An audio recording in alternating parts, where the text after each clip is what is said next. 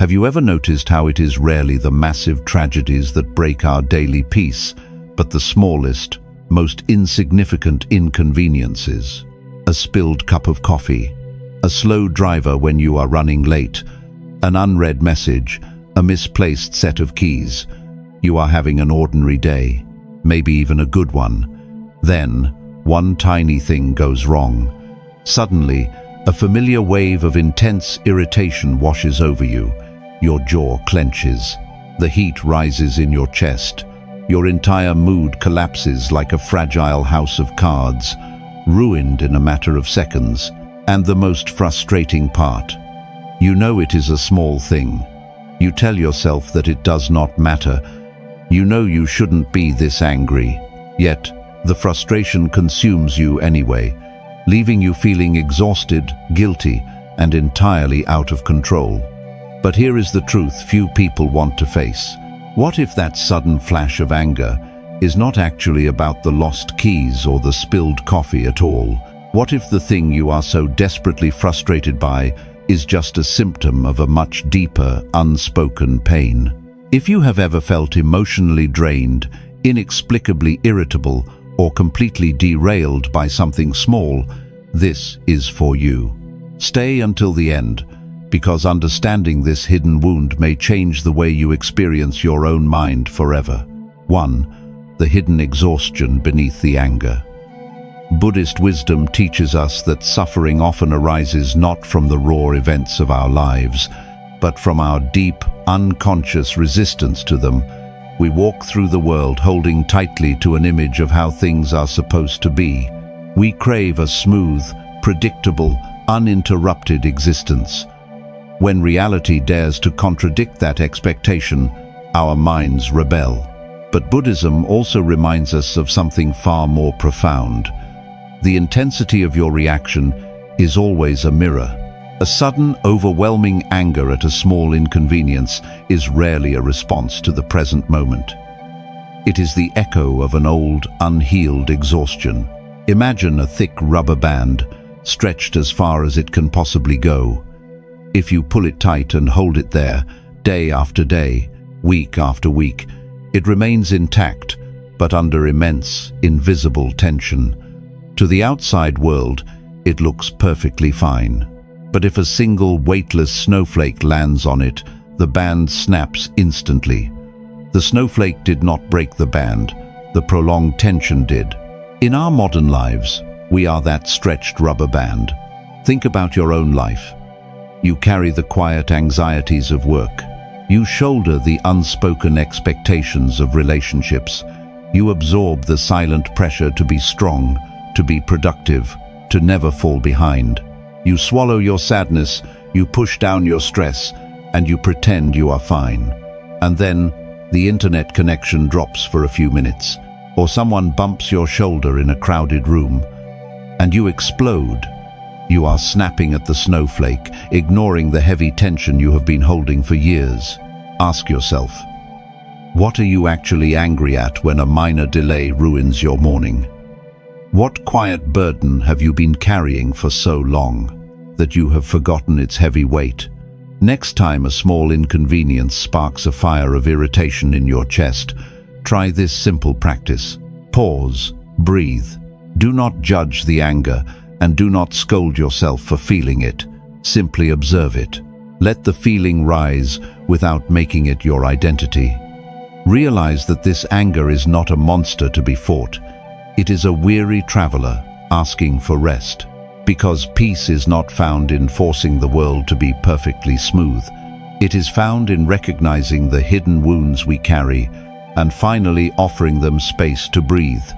But seeing the wound is only the first step. To truly let go, we must understand the heavy armor we have forced ourselves to wear.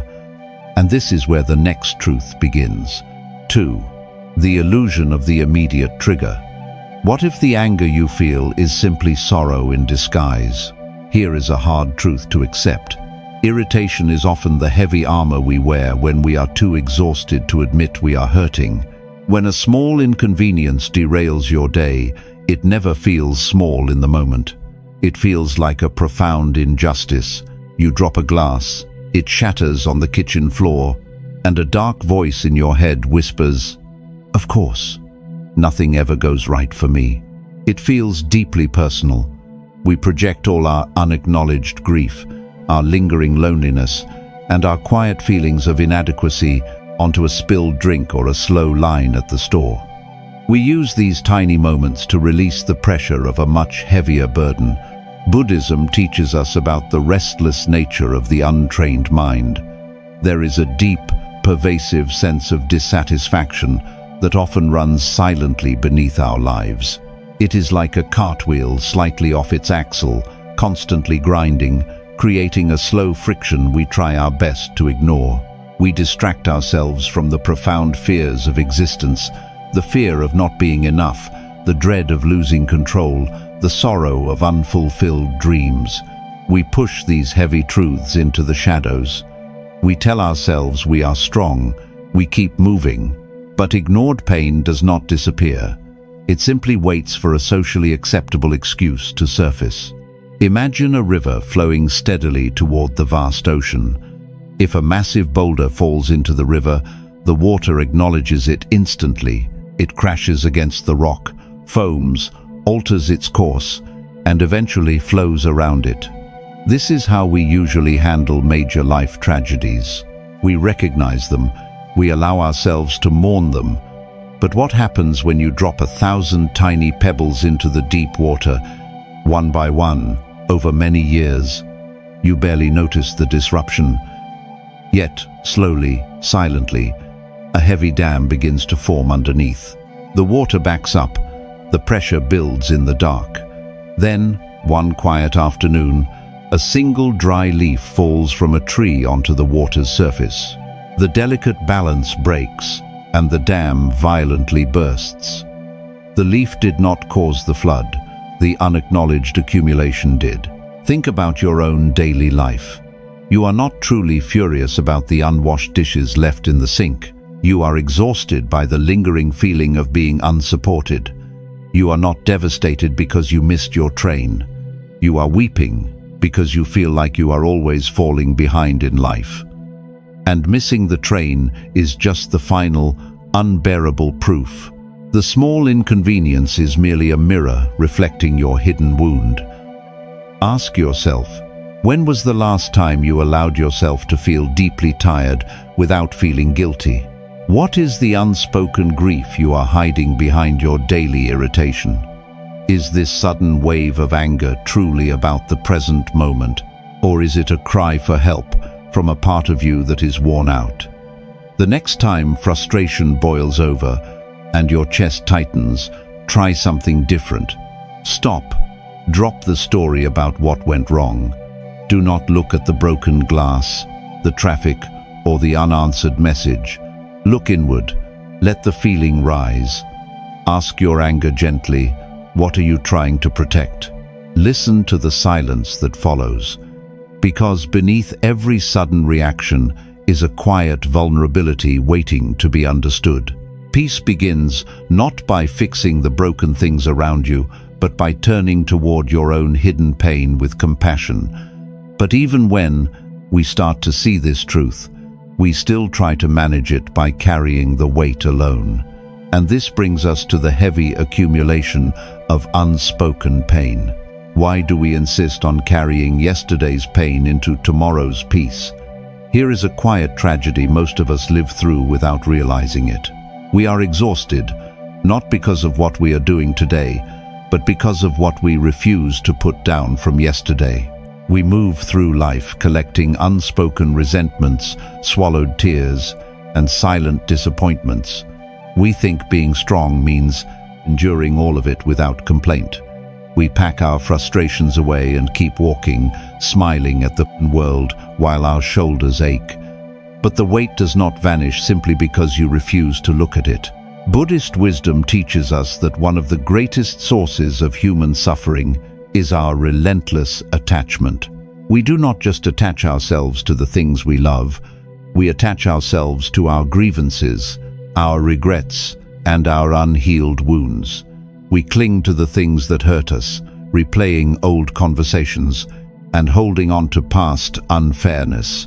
believing that if we just hold on a little longer, we might finally figure out how to fix it all. In Buddhist thought, this clinging is the very chain that keeps us bound to our suffering. Imagine a traveler walking along a long, dusty road. Every time someone speaks a harsh word to him, he picks up a heavy stone and puts it in his bag. Every time he feels ignored, he adds another stone. Every time a plan fails, another stone goes in. At first, the extra weight is barely noticeable. He adjusts his posture and keeps walking. But after months and years, his back aches, his steps slow. He is bent over, staring only at the dirt beneath his feet, entirely unable to look up at the vast, open sky. When someone accidentally bumps into him on the road, he collapses under the crushing weight of the bag, absolutely furious at the stranger who pushed him. He does not realize that the push was gentle. It is the bag of stones that brought him to his knees. We are all walking with a heavy bag of stones. Think about your modern daily life, the quiet rejection from someone you cared about, the stinging criticism at work, the endless comparison to people on social media who seem to have it all figured out, the deep, heavy fear of failing to meet the expectations of your family. Every single one is a stone. You have been carrying them for so long that the heavy, aching burden has simply become your normal state of being. You wake up tired because your mind is carrying the weight of 1,000 unresolved moments before your feet even touch the floor. Ask yourself, what are you still holding on to? Whose harsh words are still sitting in your bag? What are you afraid will happen if you finally stop carrying the weight of the past? Try this today. Pause, breathe, close your eyes, and visualize the heavy bag on your shoulders. Feel the unnatural weight of it. Now, simply imagine letting the straps slip off your shoulders. Let it fall to the earth with a heavy thud. You do not have to analyze the stones. You do not have to sort through them to decide which ones are fair. Do your part, then release the probably outcome. Let the feeling of lightness return to your shoulders. Because true strength is not about building the endurance to carry a heavier load. It is about realizing that you always had the choice to put the burden down. But putting it down requires surrendering the need to fix everything around us. And this is where the next truth begins. What if the harder you try to hold life together, the more it slips through your fingers? Here is a truth that is deeply uncomfortable to admit. Most of our emotional exhaustion does not come from the actual work we do. It comes from the relentless, silent effort of trying to control things that were never meant to be controlled. We construct our days like fragile towers of glass. We tell ourselves that if we just plan perfectly, if people behave exactly as we expect, and if timing perfectly aligns, then we will finally feel safe. Then we will be at peace. But when the smallest detail shifts, when a meeting runs late, when someone changes a plan, or when an unexpected task arises, the entire tower shatters. The irritation that suddenly ruins your mood is not really about the change in schedule. It is the panic of a shattered illusion. You are grieving the loss of control. In Buddhist thought, one of the deepest lessons is the reality of impermanence and the futility of control. The fundamental nature of life is movement. Everything is changing, shifting, rising, and falling away. The suffering we experience is not caused by the movement itself, but by our rigid demand that things remain static. We want the world to be a solid object we can hold, but life is a flowing river. Imagine standing on a quiet shore, scooping up a handful of dry, soft sand. As long as you hold your hand open and relaxed, the sand rests there peacefully in your palm. But the moment you become afraid of losing it, fear takes over. You clench your fist tightly. You try to trap it. And what happens? The harder you squeeze, the faster the grains slip through the spaces between your fingers. Soon, your hand is entirely empty, your muscles are cramping, and you are left with nothing but frustration. The sand did not disappear because it was meant to leave. It slipped away because you tried to crush it into submission. Think about your own life. How often do you tighten your grip on a relationship, trying to force someone to act exactly the way you need them to? How much energy do you waste trying to control the timing of your success? Feeling a deep, heavy anxiety when life does not unfold on your strict schedule. We try to script out difficult conversations in our heads before they even happen. We try to predict the future to protect ourselves from getting hurt. But this constant micromanagement of reality is exhausting your spirit. Ask yourself, what are you desperately trying to control right now? What outcome are you trying to force? Is this tightening of your grip actually bringing you peace, or is it only feeding your fear? Try this simple practice. Stop. Unclench your hands. Relax your jaw. Let go of the desperate need to script the next hour of your life. Do your best in this present moment, and then release the outcome. You do not have to be the manager of the universe. Let the storm pass without becoming the storm, because peace is not a rigid fortress you build to keep the unpredictable world out. It is the quiet trust that you will be okay, even when things do not go as planned. But even when we start to let go of control, we often fall into a different trap. We begin to judge our own minds for reacting in the first place, creating pain on top of pain. And this is where the next truth begins. 5. The tragedy of the second arrow.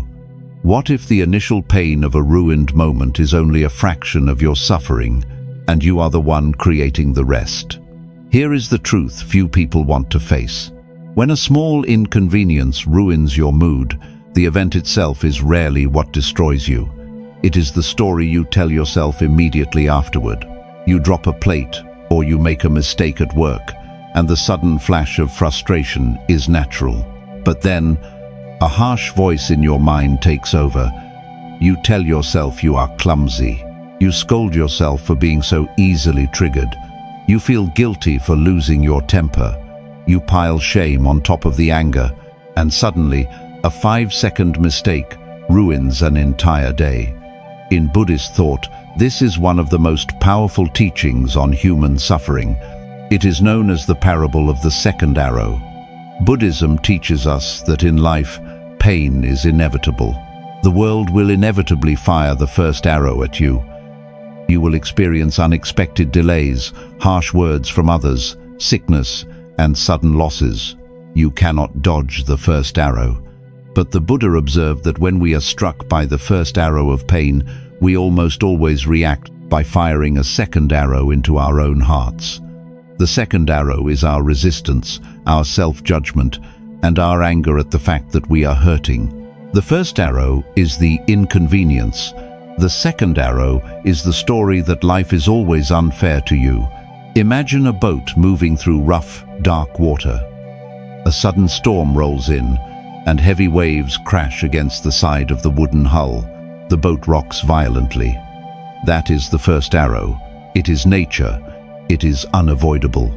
But imagine if the captain of that boat, angry at the rain, begins violently throwing cargo overboard, screaming at the wind, and punching the walls of the cabin until his hands bleed. He is causing far more damage to his ship than the storm ever could. He is sinking his own boat because he cannot accept the rain. Think about your own daily life. When someone ignores your message, the first arrow is the quiet sting of feeling unseen. It hurts, but it is small. The second arrow is when you spend the next 3 hours overthinking the conversation, convincing yourself that you are unlovable, and agonizing over every word you sent. You take a small moment of silence and turn it into a deep crisis of self-worth. You are shooting yourself with the second arrow. Ask yourself, how many second arrows have you fired into your own heart today? When you feel anxious or angry, do you gently care for that feeling, or do you attack yourself for having it? Is your self-criticism bringing you peace, or is it only magnifying your pain? Next time something goes wrong and that familiar wave of irritation rises, try this.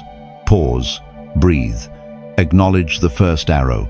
Say to yourself, "This hurts and I am frustrated." Let the feeling rise without making it your identity. But absolutely refuse to pick up the bow. Do not judge your mind for reacting. Do not add guilt to your anger. Let the storm pass without becoming the storm. Because true healing is not about becoming perfectly numb to the inconveniences of life. It is about refusing to be the author of your own continued suffering. But what happens when we try so hard to stop firing the second arrow that the act of staying calm becomes its own exhausting performance? And this is where the next truth begins. 6. The trap of forced peace. What if your attempt to find inner peace has secretly become just another source of exhaustion? Here is a strange contradiction that traps so many of us. We realize we are stressed. We realize we are overthinking. We hear the ancient wisdom of letting go, of being mindful, and of staying present.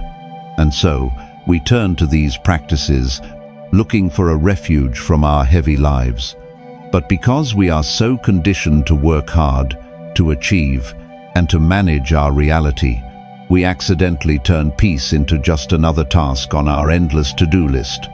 We try to be perfectly calm. We grade ourselves on how well we are breathing. We schedule 5 minutes of presence and feel a deep, heavy sense of failure when our minds inevitably wander. When a small inconvenience ruins our mood, we not only feel angry, we feel like we are failing at spirituality. We have taken the beautiful, liberating concept of mindfulness and forged it into another heavy chain of perfectionism. Buddhist wisdom teaches us that attachment takes many forms. We know we should not cling to wealth, relationships, or rigid outcomes. But one of the most subtle and dangerous attachments is clinging to the idea of a perfectly quiet mind. In Buddhist thought, true mindfulness is not a rigid discipline of forcing your thoughts to stop. It is a gentle, spacious awareness. When you try to forcefully empty your mind, you are no longer letting go. You are simply fighting a new war inside your own head. Imagine a small, quiet pond whose surface has just been disturbed by a falling branch. The water is rippling, muddy, and chaotic. You desperately want the water to be clear and perfectly still again. So, you wade into the pond, and you use your hands to try and push the waves down. You try to smooth the water by force, pressing your palms against every ripple. But what happens? Every movement of your hands only creates more chaos. Every desperate attempt to force stillness only stirs up more heavy mud from the bottom. The water does not need your forceful intervention to become still. It only needs you to step back, sit on the bank, and leave it alone. Think about your own life. How often do you treat your own anxiety this way? You feel a sudden wave of overthinking or frustration, and you immediately try to suppress it. You aggressively command yourself to relax. You become intensely irritated that you are not experiencing the profound peace you desire. You are standing in the pond, violently fighting the water, wondering why the storm is only getting worse. Ask yourself, are you trying to force your mind into submission? Is your daily practice of letting go secretly just another way of trying to stay in control? Are you exhausting yourself trying to perform the role of a peaceful person? Try this simple shift today. Pause, breathe, give yourself permission to be entirely imperfect in your stillness. When a chaotic thought enters your mind, do not fight it. Do not try to push the wave down. Let the feeling rise without making it your identity. Smile softly at your wandering mind, knowing it is just doing what human minds naturally do. Stop trying to force the door open. Simply sit quietly in the room. Because peace is never something you can hunt down, capture, and command. It is a quiet visitor that only arrives when you finally stop trying to control the space. But to stop trying to control it, we must fundamentally change how we view the present moment. We must drop the heavy armor we wear, and this is where the next truth begins. 7. Presence as a refuge. What if the present moment is not a battlefield you have to conquer, but a quiet room where you can finally take off your heavy armor? Here is a strange paradox about modern life. Most people do not realize how tightly they are bracing themselves against the world. From the moment you wake up, you begin putting on an invisible suit of armor. You wear it to protect yourself from the heavy expectations of your career. You wear it to shield your heart from the casual indifference of others. You wear it to survive the relentless, noisy pressure of a society that constantly demands more from you. You spend your entire day silently defending your identity, your choices, and your self-worth. And by the time a minor inconvenience happens, a misplaced item, a delayed train, a slow internet connection, you do not just feel annoyed. You feel absolutely crushed under the weight of your own defenses. In Buddhist thought, taking refuge is a profound and sacred act. It means finding a sanctuary from the endless, exhausting cycle of suffering and striving. But this refuge is not a physical temple or a hidden cave. It is the raw, unedited present moment. Buddhism reminds us that the ego, the constructed image of yourself that feels it must constantly perform, achieve, and justify its existence, is heavy. When you make the present moment a refuge, you are making the conscious choice to gently lay down the ego. You are stepping out of the tiring role you have been playing all day. Imagine walking for hours through a bitter, freezing rainstorm. You are wearing a thick wool coat that has become completely soaked with freezing water. The weight of the wet wool pulls painfully at your shoulders. Finally, you discover a small, quiet cabin. Inside, a warm fire is glowing. It is completely safe. But instead of taking off the heavy coat, you sit down in front of the fire, still shivering, still wrapped in the freezing, heavy wool, wondering why the fire is not keeping you warm. The heavy, wet coat is your mental armor. The fire is the present moment. Think about your own life. How often do you finally get a moment to rest, only to sit in your room still wrapped in the heavy armor of your day? You nervously replay difficult conversations. You agonize over a casual comment from a friend. You silently defend yourself against the invisible judgments of people on social media. You are sitting in a safe, quiet room, but your mind is still fighting a war in the freezing rain. Ask yourself, what heavy coat are you still wearing in this very moment? Who are you still trying to protect yourself against when you are completely alone? Is this thick armor actually keeping you safe, or is it only keeping you cold? Try this tonight. When you finally sit down to rest, pause. Breathe. Notice the physical tension in your jaw, the tightness in your chest. Consciously imagine taking off the heavy, wet coat. Leave it at the door.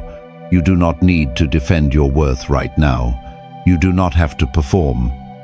Stop trying to force the door open and simply sit quietly by the fire. Because true presence is not about building stronger defenses against a chaotic world. It is about realizing that, in this exact second, you are allowed to be soft. But dropping the armor requires something we are deeply unaccustomed to doing. It requires us to break our addiction to instant reaction, and this is where the next truth begins. What if the most powerful thing you can do when your world feels chaotic is absolutely nothing? Here is a strange habit we almost all share. We are completely addicted to immediate reaction. When a small inconvenience happens, a delayed email, a passive-aggressive comment, a sudden change in a carefully made plan, we feel an overwhelming, frantic urge to fix it, fight it, or run from it. We fire off a quick, defensive reply. We snap at the person standing closest to us. We try to instantly resolve the heavy, uncomfortable tension in our chest. believing that rapid, aggressive action will somehow save our peace. But this immediate reaction is rarely about solving a problem. It is a frantic attempt to outrun our own discomfort. Buddhist wisdom teaches us the profound importance of the space between a trigger and a response. In Buddhist thought, so much of our suffering is fueled by our blind reactivity, our deeply conditioned habit of instantly latching onto whatever dark emotion arises. We mistake our feelings for urgent facts, but mindfulness reminds us that an emotion is not a command. It is simply weather passing through the vast sky of your mind. You do not have to obey it the exact second it appears. The true refuge is found in the sacred pause. Imagine a small wild bird trapped inside a large house. It is panicked, thrashing wildly against a closed glass window. It sees the beautiful open sky outside and throws its fragile body against the hard, invisible glass over and over again. It exhausts itself. It injures its wings. The bird believes that frantic, aggressive movement is its only chance of survival. But just a few feet away, a door stands completely open to the outside world. If the bird would only stop, rest for a moment on a quiet chair, and look around, it would feel the gentle breeze coming from the open door. It could simply fly out. The thrashing keeps it trapped. The stillness reveals the way out. Think about your own life. How often do you act like the panicked bird? You feel the sting of being ignored by someone you care about, or the sudden frustration of a ruined daily routine, and you immediately thrash against the glass. You send the angry, regretful text. You spiral into a deep storm of overthinking. You try to force an immediate resolution because sitting quietly with the discomfort feels completely unbearable. But your frantic reaction only injures you further. It only keeps you locked in the heavy cycle of your own emotional exhaustion. Ask yourself, when was the last time you allowed yourself to feel angry without instantly acting on it? What are you so afraid will happen if you simply let an uncomfortable moment hang quietly in the air? Is your immediate, defensive reaction bringing you peace, or is it just the heavy thrashing of a trapped mind? Try this practice today. When the inevitable small inconvenience arrives, and you feel the familiar heat rising in your chest, do not speak, do not type, do not try to fix the situation. Pause, breathe. Give yourself 5 seconds of absolute, unbroken silence. Let the feeling rise without making it your identity. Let the heavy wave crash onto the shore and simply watch it pull back into the deep ocean. Because peace is not the absence of frustrating triggers. It is the quiet, unbreakable space you create between the trigger and your response. But creating this space is only part of the journey. To truly heal, we must completely change how we view the inevitable messiness of life itself. And this is where the final truth begins. What if the spilled cup of coffee, the lost keys, and the delayed train were never your enemies? What if they were actually quiet messengers, desperately asking you to finally put down a weight you have carried for far too long? We spend so much of our daily lives trying to curate a perfectly smooth, uninterrupted existence. We stretch the rubber band of our endurance as tightly as it will go, pretending we are perfectly fine, while secretly holding back the heavy accumulation of our unspoken pain. We fight the natural, chaotic movement of the river. We fire the second arrow of guilt and self-blame into our own hearts. And when we finally realize how exhausted we are, we turn mindfulness into just another rigid task, trying to forcefully wrestle our minds into submission. But Buddhist wisdom offers a much gentler path. It reminds us that true non-attachment is not about becoming cold or numb to the world.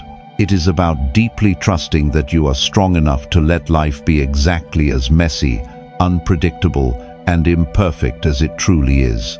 We spend years believing that if we can just meticulously control our environment, we will finally be at peace. But peace was never waiting at the end of a perfectly managed day. It is found in the soft, quiet acceptance of the present moment, exactly as it is, without demanding that it be anything else. Think of a vast, ancient tree standing alone in a wide, open field. When a dark, heavy storm rolls in, the tree does not rigidly brace itself and try to fight the wind. It does not panic when the rain begins to fall. It simply allows its branches to sway deeply with the gusts. It lets the wind gently strip away its dead, fragile leaves. The tree finds its true safety not in controlling the violent weather, but in knowing how deeply its roots reach into the dark, quiet earth beneath it. You are that tree. You do not need to micromanage the storm. Think about your own life moving forward. The next time a minor inconvenience threatens to shatter your morning, remember the quiet space you have the power to create. You no longer have to carry the heavy stones of yesterday's pain. You do not have to wear the thick, wet armor of your defenses in a safe room. You do not have to thrash frantically against the glass like a trapped bird, demanding an immediate resolution to every uncomfortable feeling. You have the profound power to simply pause, breathe, observe the thought without following it. Let the heavy wave of irritation crash onto the shore and watch it pull quietly back into the deep ocean. Remind yourself that you are not your sudden anger. You are the vast, quiet sky behind the dark clouds. Presence is not a test you have to pass. It is not another exhausting item on your daily to-do list. It is the quiet refuge where you are finally allowed to take a deep breath, drop your heavy bags, and simply exist. You do not have to be the manager of the universe. You do not have to fix everything today. You can simply do your part, release the outcome, and trust the quiet space that follows. If these lessons touched your heart, share this video with someone who may need a little more peace today. The storm will pass. Stay with yourself.